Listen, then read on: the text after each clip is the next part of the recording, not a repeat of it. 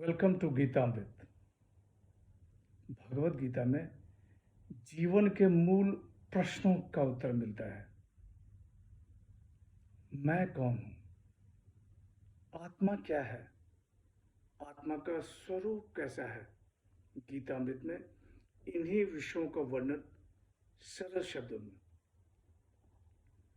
Gita is eternal science and researching Gita गेट अमृत। अहम ब्रह्मास्मि, मैं आत्मा हूं। पिछले सेशन में चर्चा की थी अध्याय 12 का सारांश। आज की चर्चा का विषय है अध्याय 13 श्लोक 1। अध्याय 13 क्षेत्रज्ञ विभाग योग। श्लोक 1।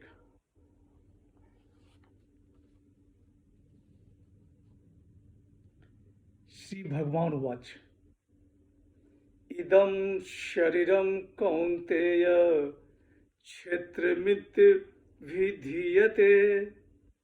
एतदो वेत्ति तं प्राहुः क्षेत्रज्ञ इति तद्विदः।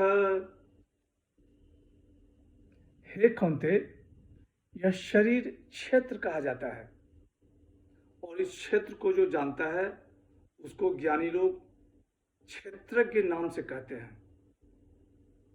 The blessed Lord said, O son of Kunti, this body is called the field. He who knows it is called the knower of the field by those who know of them.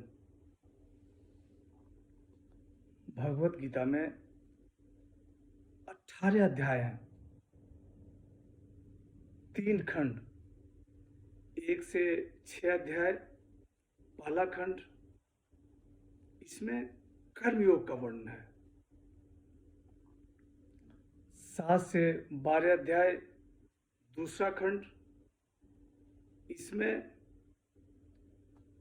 भक्ति योग का वर्णन है। और 13 से 18 तीसरा खंड, इसमें ज्ञान योग का वर्णन है। 13वें अध्याय में क्षेत्र और क्षेत्रज्ञ का वर्णन है। भगवान शरीर और आत्मा के बीच जो भेद है उसके बारे में चर्चा कर रहे हैं। अध्याय 7 और 8 में प्रकृति और पुरुष पर चर्चा की गई थी। उसी चर्चा को यहाँ आगे बढ़ाया जा रहा है। प्रकृति का संबंध क्षेत्र से और पुरुष का संबंध क्षेत्रज्ञ से।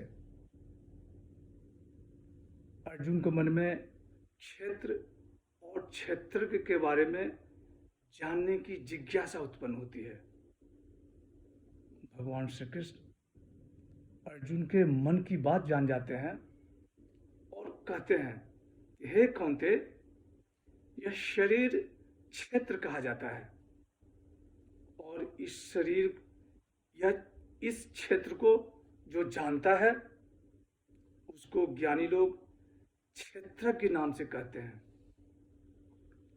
शरीर को क्षेत्र कहने का तात्पर्य है कि जैसे खेत में तरह तरह बीज डाल के खेती की जाती है, उसी तरह मनुष्य तरह तरह के कर्म करता है। ये कर्म जब फल के रूप में प्रकट होता है तो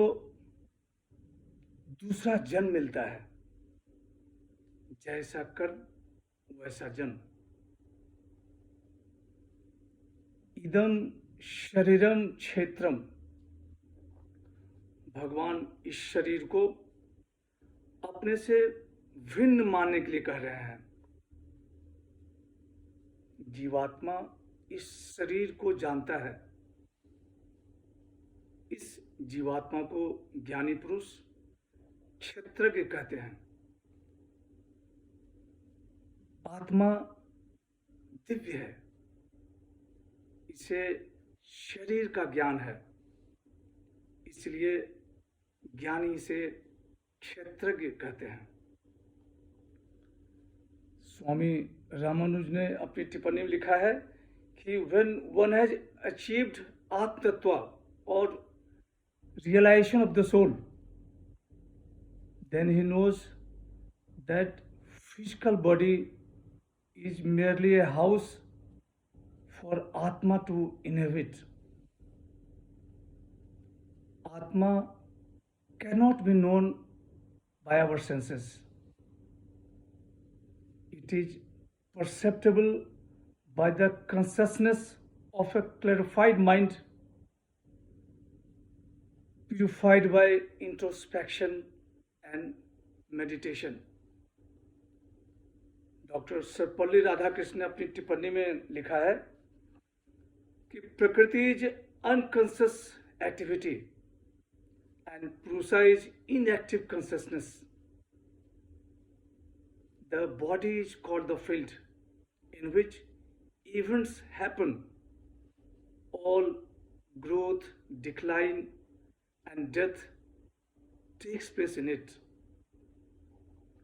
The conscious principle, inactive and detached, which lies behind all active states as witness, is the knower of the field.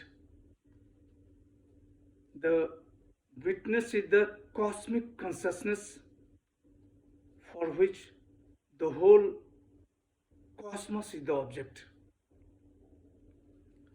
आज की चर्चा यहीं समाप्त करते हैं। अगले सेशन में चर्चा को और आगे बढ़ाएंगे। यदा यदा हि धर्मस्य ग्लानिर्भवति भारत अभ्युत्थानम् उधर्मस्य तदात्मानं सृजाम्यहम्। हरे कृष्ण।